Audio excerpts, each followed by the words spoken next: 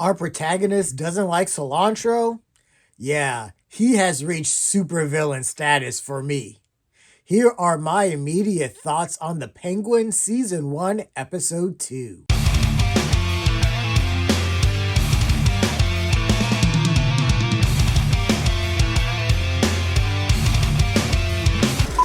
Hey everyone, this is Lenny here. So we're just going to get into a conversation about Season 1, Episode 2 of The Penguin. This is the episode titled Inside Man. And before we really get into it, just as a reminder, this is going to be a spoiler review. So unless you have seen the episode of The Penguin, buyer beware. There's a lot of stuff that we're going to talk about. So the episode starts out with Sofia Falcone, Christine Milioni's character, and we think that she's, in a flashback, she's in Arkham. She has the collar around her neck, and it looks like she's getting a visit from her brother Alberto, but very quickly we found out that it's actually a dream sequence or a hallucination. When they press their hands against the glass to try to touch each other, Alberto's pinky finger is missing. That's where his ring was, and that's how we kind of realize, oh, something's not right, and Alberto gets shot, and the whole thing is really messed up. And then we start seeing all these lights, and we realize that Sofia is actually in therapy with Dr. Julian Rush, and I know his name. I think he was in Sons of Anarchy, but there's something really crazy with that relationship. It's very clear that there's something different. They're just a little closer than they need to be. But Julian tries to convince Sofia that she is safe, but she says a great line where Sofia's like, "I'm not safe, I'm home." And this gets into the Penguin title credits. And it was actually really cool because the G in the Penguin points out to be kind of like a nose. So when it dissolves into like the profile of Oz Cobb's face, it does kind of look like a penguin's nose or the penguin's nose. So that was actually a nice little touch. But yeah, the episode starts off proper with Oz over talking with Salvatore Maroni, that's Clancy Brown and his crew, and basically trying to, talk about this being the inside man for the Maronis and setting up the drops heist. And basically, Salvatore's wearing the ring, and he's like, I could, rat you out to the Falcones, and Oz is like, but you're wearing your ring back. Obviously, you should just lean into it. Everyone's like, hey man, Salvatore Maroni's back, so just kind of play into it. So they arrange it for the Penguin to set up the drop site. So the Falcones are going to deliver a bunch of drugs to another site, and basically it's going to set up where the Maroni's going to do a hit and steal all those drugs. And what was also great was Shohreh Aglashdoo. She's in this as Nadia, the underboss for the Maronis, and she is fantastic. She's a voice talent on Arcane, and she's in a bunch of stuff, but she is amazing in everything she's in. So it was a treat just to see her in this. And we get to the whole kind of heist tropes here where, Oz is describing how the heist is going to go, and then it cuts to present day where they're actually doing the heist. And obviously things go wrong because Oz is supposed to be in the truck that doesn't have the drugs. That's how it's set up. He's supposed to be in the follow truck. But Johnny Vitti catches him and calls him Penguin, and obviously that's a big insult to Oz. And it's like, hey, this is your drop, so hey, you need to be in the truck with all the drugs. So that's a wrinkle in the plans. So we're seeing them doing this drop off, and the Maronis are going to attack and steal the drugs. And there's a little moment where you can tell that Oz is looking through the rear view mirrors of the truck, and I'm like, did he learn his lesson from the Batman when he was being chased and he was looking through his rearview mirror and was kind of underestimating, the Batman and the timing and all that stuff? And I'm like, I almost wonder if he's kind of learned his lesson from there. But yeah, there's a really cool dad joke in there about seagulls and bagels and whatever. But then, the hit comes, and Oz has to think on his feet quickly. He has to shoot his way out of things and talk his way out of things. He gets out, and it looks like that he saves Castillo, who is Sofia Falcone's right-hand person in the next scene is actually a lot of like arguments going on. Oz and Vidi's like having an argument and everything. And Sofia comes in and is like, are you guys really just arguing about, the drugs that has been stolen or the cash that we're going to lose from it? We should be more concerned about our family being insulted. My brother was delivered in a trunk of a car like he was a piece of meat. So you can see where some of the seeds that Oz planted in the first episode are starting to take hold and take root, because it does seem like Sofia does believe now fully that the Maronis are, the ones that killed Alberto, her brother. Sofia rightly figures out that someone is a rat within the Falcone family, and she needs to find who that person is. So what was interesting about this scene is when Sofia talked about there must be a rat in the family, Johnny V basically talks down to her, and he's like, who are you to accuse the family of having a rat? But Luca Falcone, Carmine's brother, played by Scott Cohen, interjects, is like, this is my niece, like, you better apologize. And he does, which is absolutely condescending. And this episode was basically designed to make the audience really hate Johnny Vitti.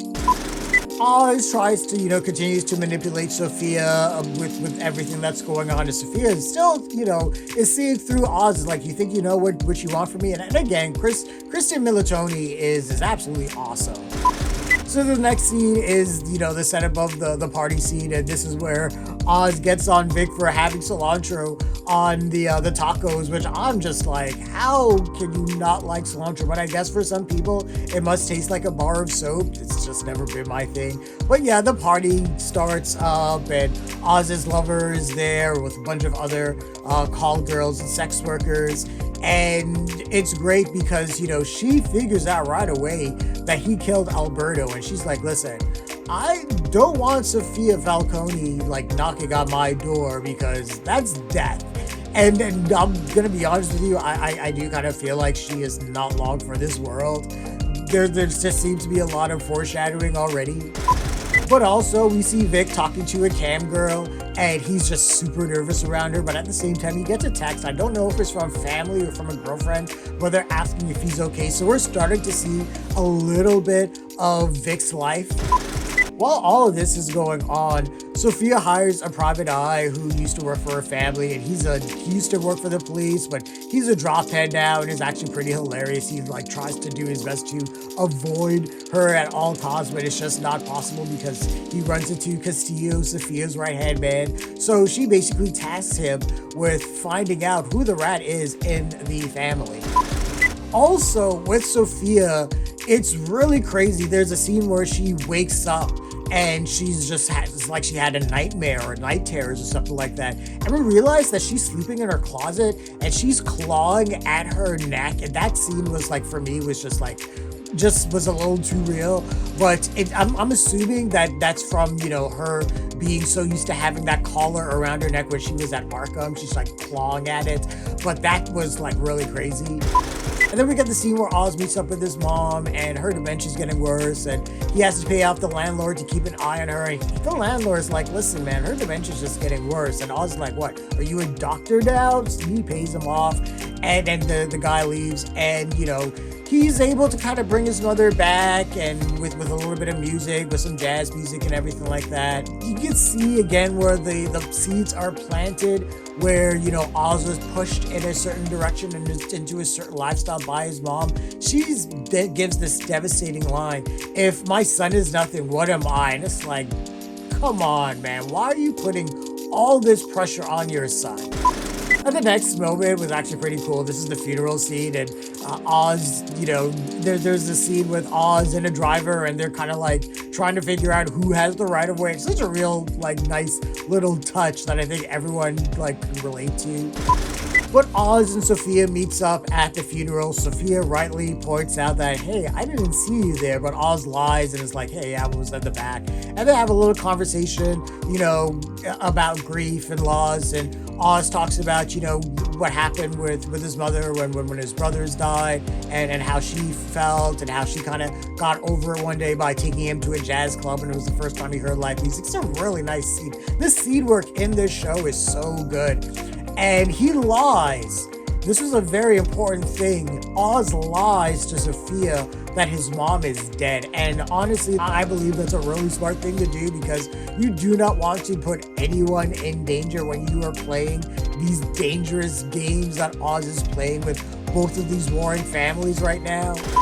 But then the private eye comes back. He's a complete drop, and he has the one henchman that was with Oz for that drops heist.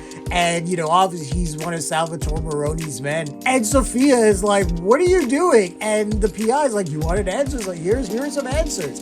So they take him to the basement. Oz has a scene with Nadia, and she's like, hey, where's our henchman? Where's our dude? We need to find him. And Oz is like, hey, I don't know what's going on. And she's like, listen, if you don't know what's going on within your organization, if you're supposed to be our inside man, you're sort of useless to us, and we got to get rid of you. And so they're about to basically stab Oz right there. He's about to die. And he's like, stop. Check my jacket pocket. They go into his jacket pocket. They find the photos of Johnny Viti fucking Luca Falcone's wife. And, obviously that's going to be some leverage for them. And he's like, hey, keep it, take it. And Nadia's like, well, you better find our guy because he's going to say a lot about you. Oz gets to the funeral service. That whole scene was actually pretty funny. One, he goes to Johnny Viti and is like, hey, I noticed that Sofia's like doing her own thing and is like questioning people. What is this? You're supposed to trust me. This is bullshit. And sort of plants a little bit of seeds in there. But at the same time, Sofia is at this, the funeral service, and everyone's just talking behind her back. When she walks into the one room where the buffet is, everyone's just whispering, saying like she's crazy and all this stuff. And she really plays it up. She like grabs, I just love how she eats. It's hilarious. She just grabs the pasta, just scarfs it, and just drops it. It's just like, fuck all of you, while she wipes her mouth. There's another moment where a woman walks up to her and hugs her. And it's like, oh my God, we need to do a girls trip. And kind of throws Sofia back. And Sofia's like, yeah, that would be nice. And then this lady's daughter comes in, and Sofia goes, hey, what's your name? And you see the woman's arm just grabs her, and Sofia's like, okay, I see you. So she plays up the fact that she's, insane and dangerous, and that's great. And again, Christine Militoni is just phenomenal. She is obviously the other major performance that is giving a lot of weight to this show. So Oz has a plan with Vic, and Vic is supposed to plant jewels in Johnny Viti's car. They're going to set it up where it looks like that Johnny Viti is the rat, and things go wrong because when Vic tries to plant the jewels, he's caught, he has to run away, and Oz goes to the basement, and he's trying to convince the one henchman to say, hey, they're going to ask you, who the rat is and who killed Alberto Falcone. You have to say it was Johnny Viti. Johnny Viti is the rat. But when Vic calls and it's like, hey, I couldn't get the jewels in there, Oz has to think on his feet, and he's like, hey, sorry, sacrifices has to be made, pulls out a switchblade and kills the henchman. So when Sofia and Luca and everyone gets down there, they see him, that he's dead, and Sofia's like, see, something's going on. And Luca's like, we are shutting down this place.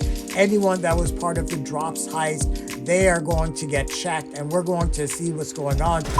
So they pull everyone in, they pull Oz in, who's acting oblivious, they pull Johnny Viti in, and everyone's in there, and Luca is like, this ends today, we are going to find out who the rat is. And it's actually great because we see how Oz is kind of setting everything up. He turns to Johnny Viti and is like, hey, you're the rat, aren't you? And Johnny Viti is like, hey, what are you talking about? And they try to do a whole scuffle and everything like that. So you think what's going to happen is that Oz is going to plant the knife that he had on Johnny Viti to make it look like that he killed the henchman for the Maroni family, but instead the knife gets planted in Castillo's pocket, Castillo being Sofia's right-hand man. And that was actually really great. And the more I thought about it, the more I was like, that's actually really smart, because to make it look like that it's Sofia's right-hand man, that's going to just spiral Sofia even more. And also it makes it seem like, it's an underling trying to make a big play, and it seems a little bit more realistic that an underling like Castillo would probably try to do something like that so he could move up in the world faster. Sofia wants to kill him, but Lucas shoots him instead, and Sofia is pissed. She is like, I should have killed him. That was my right for killing my brother. And Lucas is like, look, I made the call. This is where things really turns on its head. And the next scene is wild. It's basically Oz teaching Vic a lesson. Vic is digging a grave for Castillo and the dead henchman. Oz kicks Vic into the grave and is like, lay down, lay down. And Vic's just, again, scared shitless. The poor kid is just like in a horrible, real hostage situation here. Oz is like, this is what happens to you when you don't think on your feet. You die. So, you had the jewels, you had our plans, and you fucked everything up. And this is what happens. And it was actually pretty funny. This is like, moments where Colin Farell as Oz is really funny. He's like, and then I had to plant the jewels and the knife. A lot of work for me, Vic. A lot of work for me. And so that was actually pretty funny. But it is actually a real lesson that Vic needed to learn that, you have to adapt. If you are going to be in crime, you cannot just think small. You can't just run away and cry. You will die if, you make the wrong move at the wrong moment. So that was a crazy scene to see in there as well. And we get that final scene where Sofia and Oz are at the funeral home or the cemetery, where she's looking at, her family's graves. We see our Carmine, we see her mom, and we see Alberto. And there's an empty spot. I'm assuming that's for her. And she talks to Oz and she's like, look, I am so sick and tired of these old men telling me what to do. I'm tired of everyone talking behind my back. I'm tired of everyone treating me like shit. So I'm going to take what's mine now. And that's the whole family business. And that's what was supposed to happen with me and Alberto. But once Alberto got sacked, all of that was taken from me. So do you want in? And Oz is like, hey, let's dance. And that's the moment that you know that Oz's manipulation tactics from episode 1 has completely worked. And now it looks like he's going to be the right hand for Sofia as she looks to take this family down on the inside. And she is going to be moving now. She is now sort of the inside man within her own family, and she takes, everyone else down, while, Oz is going to be the inside man. We're helping her while also, kind of helping the Maroni's family, and again, pitting everyone against each other. So this was, again, a great episode, bolstered by some amazing acting, some great scene work, like I said, some great action, really tense moments as well. And, everything just, like I said, everything just wrapped up so well at the end of that second episode. Really from the jump from that first episode. So you kind of see where all of those through lines kind of was neatly tied up together. And now we're off to the races. And we're just going to see how Oz and Sofia is going to cause all of this chaos as Sofia tries to take her rightful place at the head of the Falcone family. So if I was going to give this episode a rating, it would be another blockbuster. This was just another great episode, again, bolstered by the great acting and the great characters. And it's actually funny. Oz is supposed to be a villain. He is a villain, but you find yourself rooting for him, and that's really, the strength of, Colin Farrell's work and the writing of this show and everything like that. But yeah, this is just a great show so far. It's firing on all cylinders. Sundays is one of my most anticipated days of the week now, just to be able to catch Penguin on Max. But those are my initial thoughts and feelings for episode 2 for season 1 of The Penguin.